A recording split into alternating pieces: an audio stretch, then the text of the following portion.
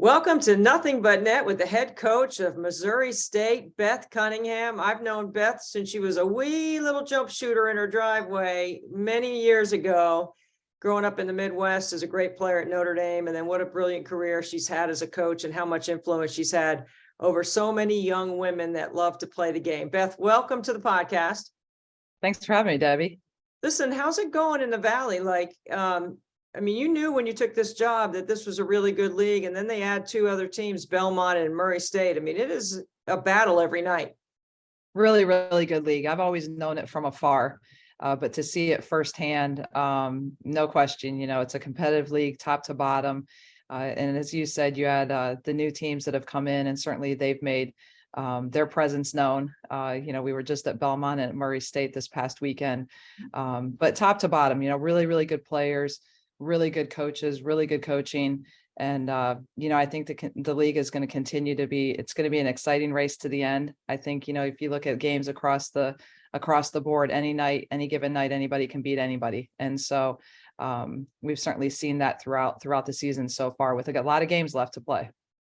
A lot of great games. And you've got a huge weekend coming up where you're going to play Northern Iowa, and you're going to play Drake at home. Northern Iowa's won 4 in a row. Drake's won 3 in a row. And you're right in the thick of things at the top of the race.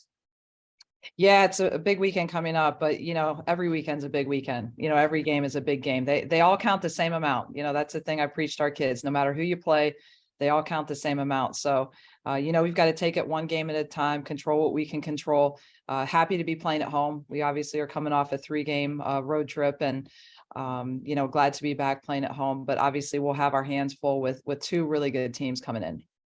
So you mentioned playing at home, and I have a very storied history of my career being in that building, watching some great Missouri State teams play for Cheryl Burnett and, of course, Jackie Stiles. We can't ever talk about Missouri State without bringing up Jackie's name. But when you play in an environment and a venue like that, where people really care and are interested in seeing your team have success, what's that feel like? It's awesome. It's one of the big draws when I was first looking at Missouri State, and to be in a place where women's basketball is really important. It's important in our community. They show up to games when our kids are out in the community, when I'm out in the community. Like, people really care. You can tell that they follow, they notice, they support us.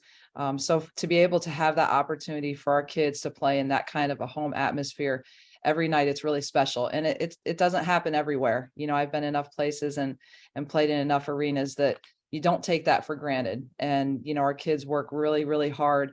So for them to be able to go out and to play in that type of an atmosphere, it's something that you want for them. And we're very appreciative of our fans and the support that we have here.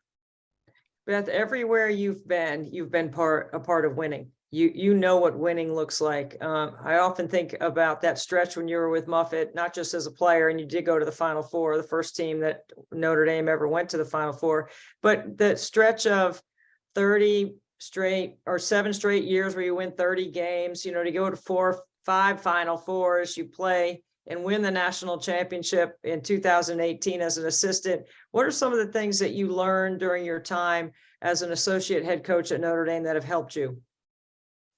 Well, it's funny because as much as we won and as good a teams as we had, winning is really hard, and it's really hard at any level. And, I've always been a big believer in working really, really hard, doing things the right way, and surrounding yourself with great people. And so I've been fortunate to have been on the winning side in a lot of really good programs and along some really good people. But I certainly don't take it for granted. It's really, really hard to win. And, everybody's trying to win every night, and only one team does, so it's something that we work hard at. But again, I think more than anything, what we've really focused on everywhere I've been is just continued growth, just trying to get better every day, trying to maximize potential, maximize the God-given talents that we've been given, and try to collectively be as good as we can. And I've been fortunate to be a part of some really, really great teams and special programs.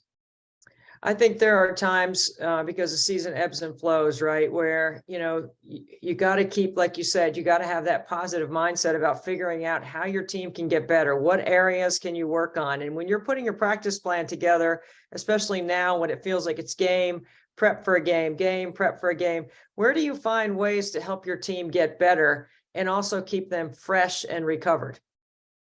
Well, I think that's one of the most important things, especially at this point in the season. The season is long, and you play on a Thursday night and you're turn around, you're playing 36 hours later. So win or lose, you can't get too high, you can't get too low. I think just really trying to simplify it for our kids, especially when we have quick turnarounds, of trying, to pick out the things that's going to really apply to the next game, things that we have to get better at. And, sometimes when you lose a game, you want to go through the entire film and pick it all apart. And even though we do that as coaches, you've got to present the things that are going to be important for the kids. And so it's really trying to simplify it for them, and just most importantly, just trying to have them in the right frame of mind and the right mindset. And sometimes it's going to be coming off of a big win, and not allowing yourself to be to have complacency and think you're better than what you are, but at the same time coming off a tough loss, not thinking things are worse than they are. And so reality usually lies somewhere in between. And so that's something that we preach, and just really trying to have the right approach with everything we do, control the little things. And then, I'm always a big believer, if you do that, oftentimes the end results will take care of themselves.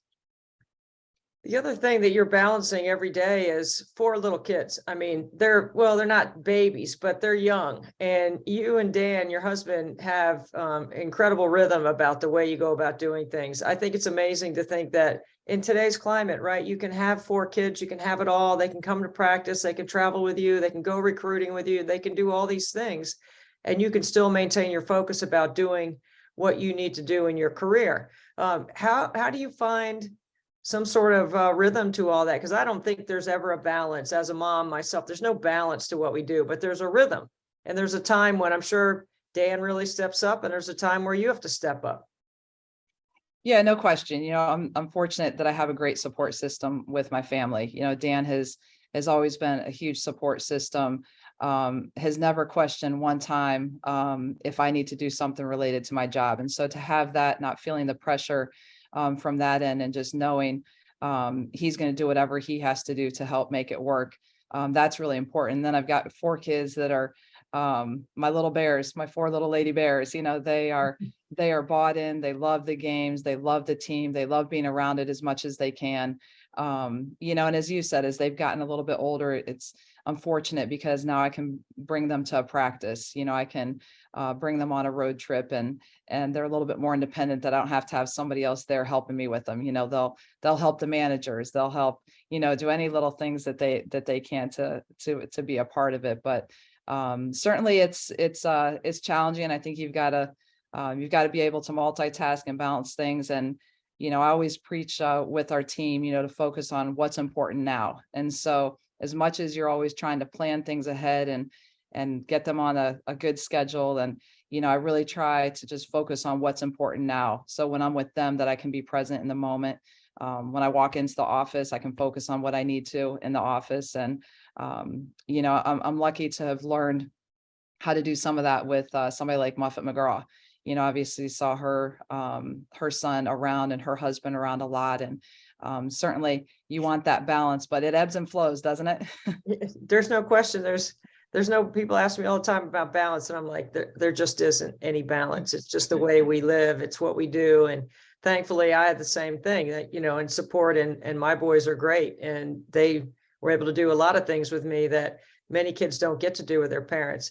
Speaking of parents, I can't let you go without asking about the influence of your dad, because I'm listening to you talk about how you and Dan are raising your kids, and you're raising them in an athletic environment. And that's exactly the way you were raised. Your dad, one of the all-time greats in the history of baseball, in the college game. When you think about sitting around the dinner table, or getting in a car and driving carpool, or going on a field trip, or selling Girl Scout cookies, whatever it is that you might be doing with your kids, do you ever stop and think about how much you learned from your parents, and just what your dad may have done when he wasn't around the baseball diamond? For sure. I mean, obviously they've both been a huge influence in my life. And I always really looked up to both my mom and dad, and what they did for us as kids, and what they did for us as our family, and certainly try to emulate a lot of the things that they did, because I thought they were so successful, and just really looked up to them and how they raised 5 kids, and then how they were able to just help us grow and develop into young individuals that can be successful on our own now. And as a parent, you certainly have a different perspective, right? And just so thankful. And much how I grew up is, I mean, I loved how I grew up, being around college athletics all the time with my dad. And so that's something that I always absolutely loved to do. I thought it was the greatest childhood, to be able to grow up in that environment. And so just love being able to provide that for my kids now and to let them be a part of it. And it's something that I think they certainly enjoy. But we certainly enjoy our time away from it as well. You have seen and been around some of the great coaches, teachers in the game or in sport. When you look at the Missouri Valley, and you knew when you took the job, like I said at the beginning, this was going to be a tough league, right? There's good coaching in this league, and there are really good programs that have had history of success and keep building and getting better. When you look at every night going up against some of the coaches in the league, like, what are a couple of things that that you have to, if it's situations or being able to change the rhythm of the defense, or, things that you're thinking about that are really good strategy, tactical things that you need to be prepared for? Well, I think it's hard to just pinpoint. I just know that, the coaches are really, really good. And if you haven't spent your time watching film and really going through not just scouting reports, but end of game situations, end of quarter situations, things like that, you're not going to be prepared. And they'll take advantage of that. So, I think just try to spend a lot of time being as thorough as possible, and know that coaches are going to be prepared. You're going to be well scouted. They're going to have counters. They're going to have ways that they're trying to counter what you're doing to them. So you kind of always have to have that plan A, plan B, plan C, and ready to adjust and just put your kids in the best situation possible. I know you, Beth Cunningham, you got a couple of things in your back pocket for the second half of the league when you see teams a second time, and we'll look forward to watching your success this year. Congratulations on doing such a great job in your first year at Missouri State. Thank you. Appreciate it, Debbie. Thanks for being with us on Nothing But Net. Beth Cunningham, the head coach of Missouri State.